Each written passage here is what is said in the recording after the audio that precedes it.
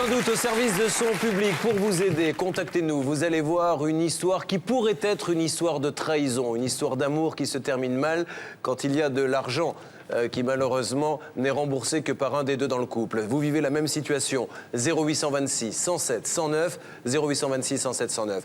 Une jeune femme enceinte, seule, désespérée, sa maman l'accompagne. Elles nous rejoignent toutes les deux sur le plateau de Sans aucun doute. Elisabeth est accompagnée par sa mère. Enceinte d'un homme qui l'a quittée, Elisabeth est à bout. Je porte son bébé. Et il est parti et c'était que du mensonge. Son ex-compagnon, père enfui de l'enfant qui va naître, a laissé des crédits qu'Elisabeth doit payer alors qu'elle n'a pas un sou. Il me reste... en ce moment, il me reste 10 € pour 10 jours. Il va falloir que je mange pour 1 € par jour. Nous allons partir à la recherche de cet homme pour lui demander des explications. Toi, tu te permets de te pavaner, hein, que moi, je peux même pas m'acheter une salopette de grossesse alors que je commence à ne plus pouvoir rentrer dans mes vêtements.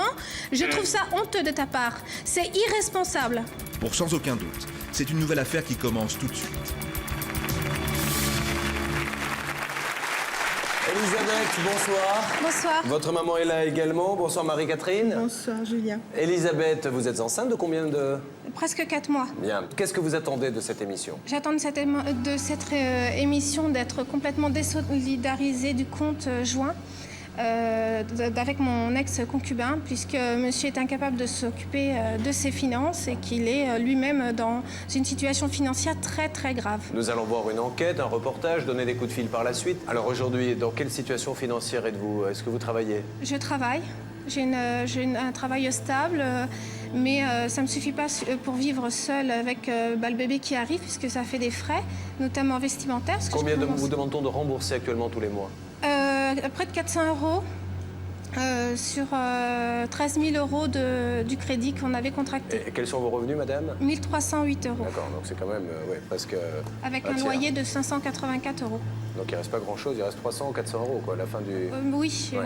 Quel est le dialogue que vous avez avec lui aujourd'hui quand vous lui parlez? Plus aucun, puisqu'il est parti sans laisser aucune coordonnée. Il n'a même pas fait le changement d'adresse. Je reçois encore hier du courrier pour lui. Et la banque, quelle est leur attitude quand vous leur dites tout tombe sur moi, alors qu'il y en a un deuxième qui est là et qui gagne sa vie en plus? Oui, tout à fait. Il est, en étant chauffeur de bus... Enfin, je pense que les téléspectateurs l'ont compris, mais c'est lui le papa, hein? Oui, tout à du fait. bébé. C'est lui le papa. Moi, j'en suis convaincue. Lui, peut-être pas, mais moi, j'en suis convaincue. Mais de toute façon, lui, il gagne bien sa vie. Mais bon, avec les crédits qu'il a fait à son nom, il en a pour très cher à rembourser. Ouais, bien sûr. Nous allons essayer de mieux comprendre la situation. Cette jeune maman enceinte a de grosses difficultés financières suite à ses crédits. Que s'est-il vraiment passé? L'enquête est signée Timothée Vienne. Nous donnerons ensuite les coups de fil et nous aurons les explications de nos experts. Regardez. J'ai trouvé le prince. Voilà ce que je me suis dit. J'ai trouvé le prince charmant. L'amour rend aveugle, dit-on. Je porte son bébé. Et il est parti et c'était que du mensonge. Elisabeth a cru en la sincérité de son ex-compagnon. Elle n'a rien vu venir. Moi, je trouve que ce qu'il a fait, c'est dégueulasse. Ça, c'est clair. Hein, parce qu'il a fait souffrir ma fille. Ça, je ne l'admets pas. Elle pensait avoir rencontré l'homme de sa vie. Elle découvre aujourd'hui qu'une femme éperdument amoureuse et parfois trop naïve. En ce moment, il me reste 10 € pour 10 jours. Il va falloir que je mange pour 1 € par jour.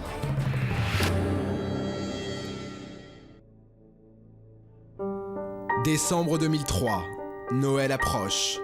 Elisabeth reçoit un cadeau du destin. À bord du bus qu'elle emprunte chaque jour, une rencontre inattendue bouleverse son existence. Ce jour-là, donc plusieurs fois, j'ai pris son bus et on a commencé à sympathiser. Et puis j'avais donné mon numéro aussi. Et il m'avait appelé, on s'était vus et la première rencontre, il est venu après son travail avec un énorme bouquet de fleurs. Donc déjà, c'est vrai que ça fait plaisir. Ce jeune homme que nous appellerons Monsieur T a tout d'un séducteur. En apparence, il est élégant, sensible et romantique, beau parleur surtout. Elisabeth en est sûre, elle tient là le compagnon idéal. Monsieur T, dit-elle, lui parle de mariage, de son désir d'enfant. Entre eux, tout va vite, trop vite. Le jour où il m'a demandé de venir, de résilier mon bail et de venir avec lui chez lui, pour moi, je me suis dit, c'est une preuve d'amour, il m'aime. Et même vraiment, il a envie de faire une vie de couple, une vie future avec moi et de s'engager vraiment dans une relation stable. Quelques semaines plus tard, Elisabeth s'installe sous son toit.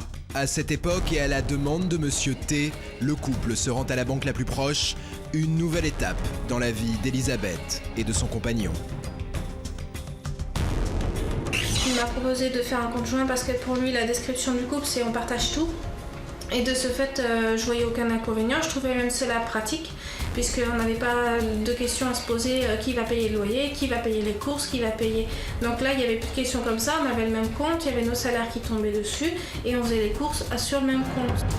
Le conseiller qui les reçoit leur fait une proposition alléchante, car quelques mois avant sa rencontre avec Elisabeth, Monsieur T s'offre une berline haut de gamme. Il contracte alors un crédit dont il rembourse seul les mensualités, mais à l'ouverture du compte joint, la banque lui propose de débloquer les fonds pour rembourser l'organisme d'origine et d'établir un financement plus intéressant. Une nouvelle offre est ainsi souscrite, le prêt est désormais aux deux noms. Elisabeth devient co-emprunteur. Donc forcément, quand il m'a proposé ce crédit, j'ai pas dit non. Je me suis dit après tout, c'est vrai que dans 3 ans, la voiture sera remboursée, je la conduis, je trouvais normal de participer en fait, comme je participe aussi sur le compte joint. Mais et donc j'ai contracté, j'ai signé pour 13 000 € avec une mensualité de quasiment 400 €. Les mois passent. Et avec eux, les premières tensions apparaissent. Pourtant, au même moment, Elisabeth réalise son vœu le plus cher. Elle va donner la vie. Quand j'ai appris la nouvelle, c'était un bonheur immense. Je me suis dit, je vais avoir un bébé de l'homme que j'aime. Et il est là, il est présent en moi et on va avoir un enfant ensemble, fruit de l'amour, fruit du partage. Il paraît qu'un bonheur n'arrive jamais seul, mais pour Elisabeth, de sérieux ennuis commencent. Cet enfant, elle va devoir l'élever seule, oui, car Monsieur T, le futur papa, a tout simplement déserté le domicile conjugal. Il va falloir que je l'aime pour deux, que je l'éduque pour deux. Je vais avoir le rôle du père et de la mère. Et je sais que ça va pas être évident. C'était pas mon souhait. Mon souhait, c'était d'avoir une famille unie, créée dans l'amour et la sécurité. Et partager avec le papa, alors que c'est quelque chose que je vais devoir faire toute seule. Depuis longtemps déjà, Monsieur T n'alimente plus le compte joint. Il a fui on ne sait où, emportant avec lui ses meubles, son électroménager et surtout son véhicule.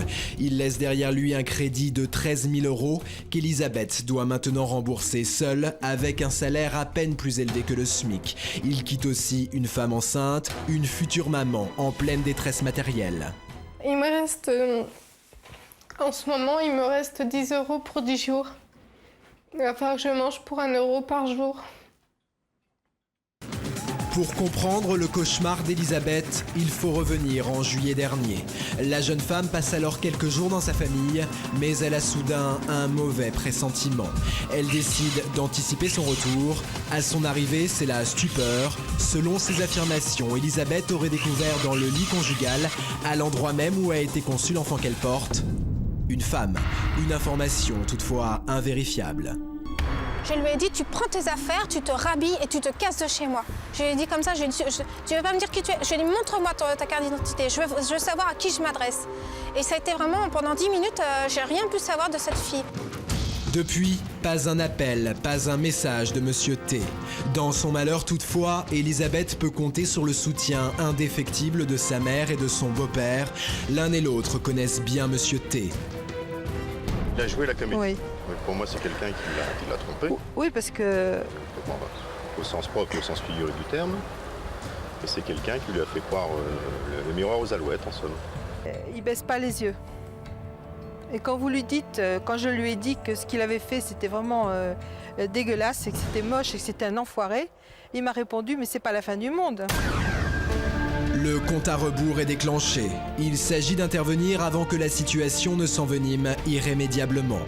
Pour sans aucun doute, c'est maintenant que tout débute. Il faut localiser cet homme entendre ses explications et surtout faire en sorte qu'Elisabeth vogue désormais vers des eaux plus tranquilles.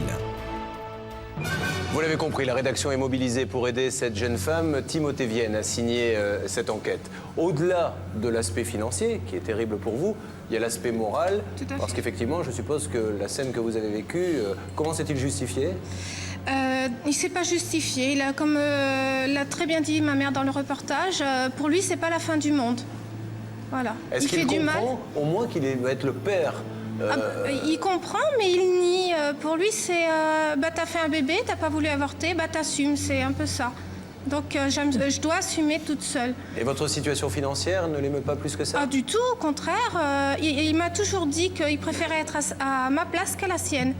Alors je lui ai dit que moi je préférais être à la sienne qu'à la mienne parce que lui il a une faculté d'occulter ce qu'il a fait pour pouvoir continuer de vivre, alors que moi je vais devoir vivre le restant de ma vie avec ce souvenir affreux. Sachant que lui a des revenus fixes, hein, puisqu'il est quasiment assimilé, on va dire, fonctionnaire. Hein, et malgré tout, il ne veut rien faire pour vous. Alors, nous allons nous tourner tout de suite vers Maître Fischer qui nous a rejoint. Bonsoir, Maître. Bonsoir. Alors, Maître, dans cette situation-là, la question effectivement que peuvent se poser les téléspectateurs, il y a deux co-emprunteurs. Un qui n'a pas beaucoup d'argent, un autre qui a peut-être des revenus beaucoup plus stables. Pourquoi la banque, dans ces cas-là, se tourne-t-elle automatiquement vers elle et ne cherche pas à récupérer de l'argent de l'autre côté? Alors tout d'abord, je ne suis pas sûr que la banque se tourne automatiquement vers madame, mais surtout la banque se tourne généralement automatiquement vers celui qui est le plus solvable. Alors ce qui est un peu curieux dans cette affaire, c'est que ce monsieur étant, comme vous l'avez dit tout à l'heure, assimilé fonctionnaire, il a un salaire fixe, ou en tout cas l'équivalent d'un traitement, et c'est vrai que ça devrait être facile pour la banque d'aller vers ce monsieur qui est chauffeur de bus et d'essayer de récupérer l'argent auprès de lui. La seule chose, c'est que madame actuellement n'est pas dans le cadre d'un contentieux, mais n'est dans le cadre amiable, c'est-à-dire qu'elle continue à payer volontairement. Donc ce que nous devrions peut-être essayer d'obtenir de la banque, c'est qu'effectivement, elle accepte de ne plus recevoir de paiement de madame, et puis qu'on essaie effectivement qu'elle essaie de recouvrer l'argent directement auprès du co-débiteur. Allez, nous allons essayer maintenant d'avancer. L'équipe se mobilise donc pour aider cette jeune femme, et nous allons tout de suite essayer de joindre notre journaliste qui est en duplex pour essayer de parler à ce monsieur. Essayons de contacter Timothée Vienne.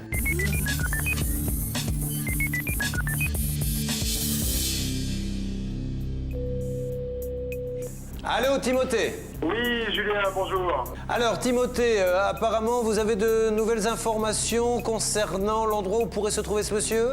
Absolument, nous sommes maintenant en banlieue parisienne, dans un immeuble plutôt bourgeois. On ne sait pas exactement où il est, chez qui il est, mais nous allons tenter d'en savoir plus maintenant. Alors, ce que je vous propose, Timothée, c'est de faire une petite enquête de voisinage, voilà, tranquille, pour essayer de savoir où pourrait être ce monsieur, et dès que vous connaissez l'adresse, c'est-à-dire l'endroit où se trouve l'appartement, vous nous rappelez immédiatement. Eh bien, on fait comme ça. À tout de suite. À tout de suite. Il a fallu du temps, près de 4 heures, pour que notre journaliste parvienne enfin à localiser l'ex-compagnon d'Elisabeth. Nous établissons immédiatement la liaison avec lui.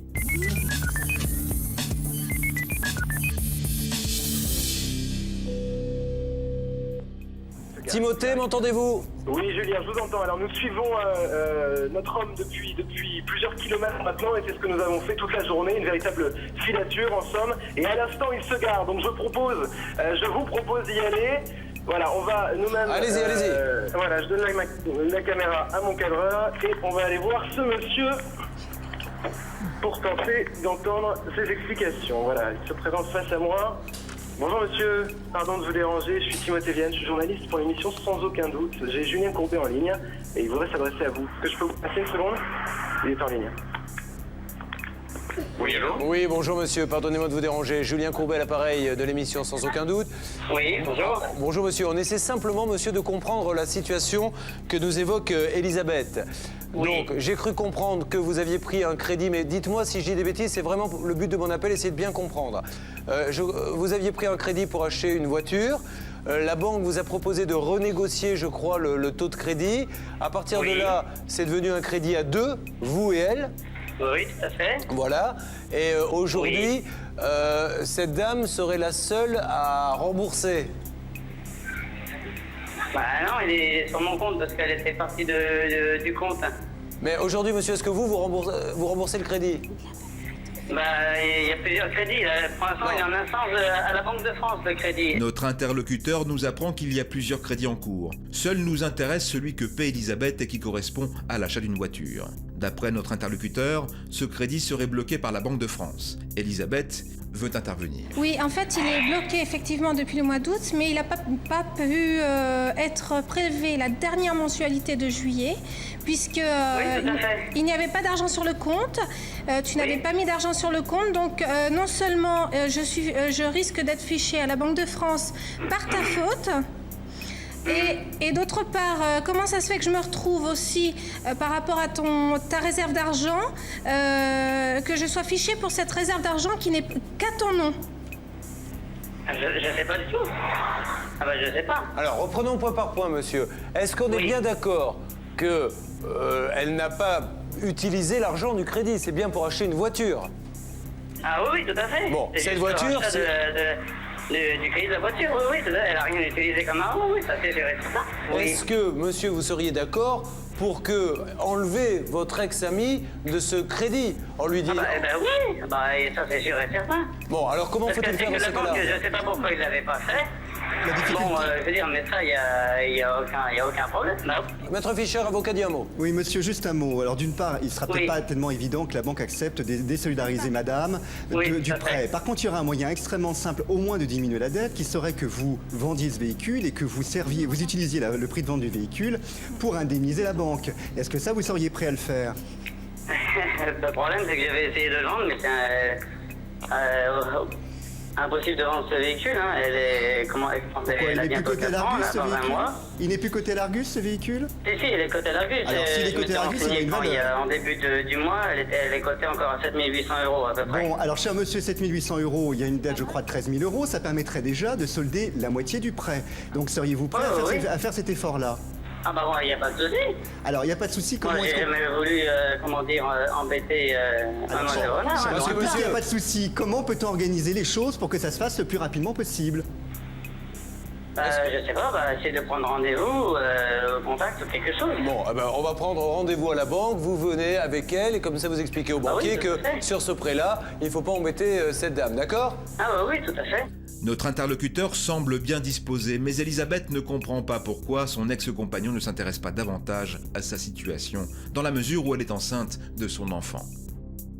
Pourquoi, alors dans ce cas-là, depuis le 30 juillet qu'il est parti, il n'a pas pris contact avec moi pour essayer de savoir comment moi ou le bébé on se porte, puisqu'il n'est même pas au courant de mes finances. Je veux dire, tu te rappelles ce qu'ils m'ont conseillé au commissariat? Non mais attends, de donner une nouvelle. Non. Le commissariat, même s'ils t'ont conseillé de ne pas donner de nouvelles, c'est pas de donner de nouvelles qu'ils t'ont conseillé, c'est de plus venir m'importuner chez moi. Importuné comme ça. Oui, je veux dire, j'ai plus à... T'as quand même des droits sur cet enfant. Je vois pas pourquoi, quel est le souci. Mais tu as quand même des droits sur cet enfant et la police aura beau dire ce qu'elle voudra. Tu dois savoir que moi, en ce moment, je n'ai que 10 € pour 10 jours et que pour moi, c'est très dur que je ne peux... Toi, tu te permets de te... Excuse-moi, mais laisse-moi finir. Toi, tu te permets de te pavaner, hein, que moi, je peux même pas m'acheter une salopette de grossesse alors que je commence à ne plus pouvoir rentrer dans mes vêtements. Je trouve ça honteux de ta part. C'est irresponsable. Bon, monsieur, essayons d'être concrets maintenant. C'est pas, mais moi je suis parti tranquillement de l'appartement, j'ai récupéré mes affaires, c'est tout ce que j'ai fait, c'est ce qu'on m'a conseillé. Du jour au lendemain. Monsieur, là, vous êtes un homme de parole, je suppose. Non. Donc, on est d'accord, on va le vérifier. Oui. On va à la banque, vous y allez avec elle, vous demandez rendez-vous au conseiller, vous leur dites la chose suivante. L'argent a servi à acheter une voiture que je possède, elle n'utilise absolument pas la voiture. J'ai des revenus, je travaille en plus, j'ai un boulot stable dans une grande compagnie. Donc demandez-moi à moi de rembourser, mais laissez-la tranquille, elle n'a pas un centime. Un mot de maître de Caumont. Oui, je crois que la solution réside effectivement dans la voiture. La voiture, par définition, ça représente une jolie somme, non négligeable, qui, une fois réalisée, peut permettre de solder par anticipation une grande partie du crédit et de négocier d'autant plus facilement avec le banquier le fait que mademoiselle soit désolidarisée de la responsabilité de ce monsieur. Je pense qu'aucun banquier ne pourra objectivement refuser ce que, vous dites bien Julien, il n'accepte pas facilement, c'est-à-dire de dire, bon bah, il y a 2 co-emprunteurs, on va se contenter d'un seul, sauf si vous apportez en dot de la disparition d'un des 2 co-emprunteurs, plus de la moitié du crédit restant à payer. C'est l'avenir de votre enfant qui est en jeu, monsieur. Alors, parce que je vous déjà, rappelle on que revoit. madame ne peut plus vivre si elle continue à payer ces échéances. Parce qu'après, quand le petit va naître, je vois pas comment elle va faire financièrement. Hein. Ils s'en Moi, fichent. je sais pas ce qui se passe depuis. Au-delà du problème financier qui reste notre priorité, nous nous inquiétons quant aux intentions de notre interlocuteur par rapport à l'enfant à naître. Il nous dit alors qu'il n'en voulait pas, que la situation du couple n'était pas bonne à l'époque et qu'il aurait préféré qu'Elisabeth avorte. Sylvie Novakovic, notre avocate, lui rappelle tout de même ses obligations de futur père. Monsieur, la jurisprudence des affaires familiales considère que lorsque vous avez commis, entre guillemets, l'acte, vous avez pris vous-même vos responsabilités. Je pense qu'il existe des moyens qu'on appelle des préservatifs qui vous auraient permis peut-être d'éviter une telle chose. mais- Donc c'est à vous à assumer une telle chose et croyez-moi, de toute façon, les juridictions vous condamneront à payer une pension alimentaire. Si vous refusez de reconnaître l'enfant, on vous forcera à le reconnaître. Bon, en tout cas, monsieur, en ce qui concerne le crédit, il faut vraiment qu'on avance là. Je vais juste ajouter un petit truc pour, Oui. par rapport à ce qu'elle a dit, Adam. Quand on fait confiance à une personne pendant 1 an par rapport à ses actes, quand la demoiselle elle prend des pilules contraceptives, Ça n'intéresse pas les juges. confiance et après par derrière, elle la prend plus. Moi, j'ai pas arrêté la pilule. j'avais confiance en elle, et puis d'un seul coup, elle prenait plus la pilule, et je veux dire, c'est tout, quoi. Moi, j'avais l'impression d'être pris comme ça, quoi. Ok, bon. Vous pouvez me repasser le journaliste? Oui, d'accord. Merci. Merci bien, au revoir. Au revoir.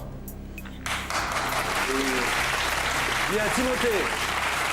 Donc ce monsieur s'est engagé ce soir à aller voir son banquier en présence de mademoiselle pour lui dire qu'elle n'y était pour rien et qu'il ne fallait pas lui demander de payer et pour lui dire qu'il était prêt aussi à vendre la voiture, amener la somme d'argent de manière à ce qu'on laisse définitivement madame d'accord, ok?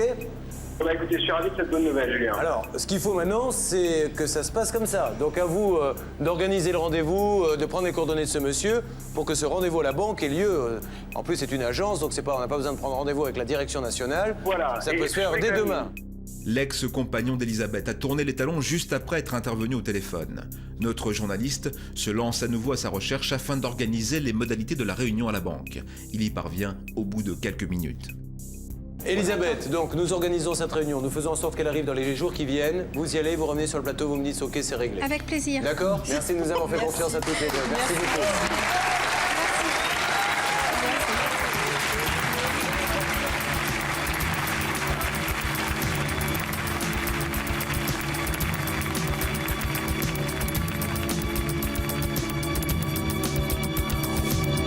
Je suis très heureuse de voir que ce problème va se résoudre, puisqu'on va aller jusqu'au bout, c'est ce que je vous disais tout à l'heure, on va aller jusqu'au bout de l'affaire.